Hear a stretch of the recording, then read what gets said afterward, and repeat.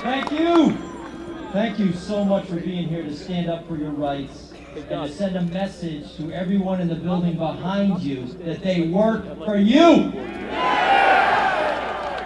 And I want to say welcome to the safest place in New York. There's no place you could be safer than this. You know, my friends, we know what went on here. We understand what happened. This bill was passed under cover of darkness in a cowardly move. It was passed through the legislature, the Senate, and the Assembly by a governor who wanted to be president but now never will.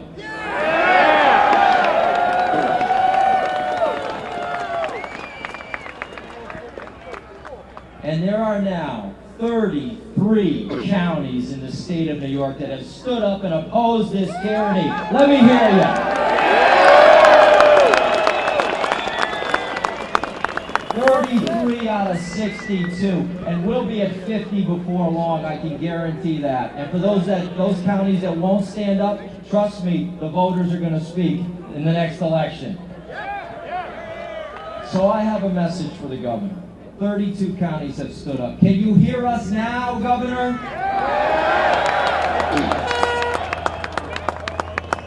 And this crowd is incredible, and it is filled with liberals and conservatives and Republicans and Democrats. But what it's really filled with is freedom-loving Americans. We are joining together like never before to stand up against the progressives that seek to destroy our way of life. We will not stand for it, no longer. We are united as one. The eyes of the nation are watching us today. We are ground zero in the fight for gun control. But what we really need is crime control. We've had enough of our rights being trampled in the middle of the night. And my message to you is simple and clear.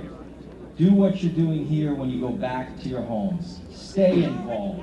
If you're not registered to vote, get registered. Carry voter registration cards with you in your car and register everybody you know that is like-minded, and let's take this nation back.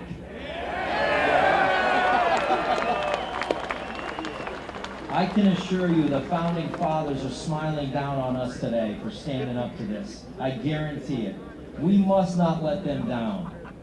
Or our children. We would do anything for our children, right? Do this. Do this. Ensure their freedom. Stand strong for them. Make sure that we pass on a country that is better than what we found it. That's what we need to do, people. We know it. Don't let up. If we get quiet, they win. We cannot lose this. History's on our side. The Constitution is on our side. And for everybody up in this area, where's my Rensselaer County people? Let me hear you.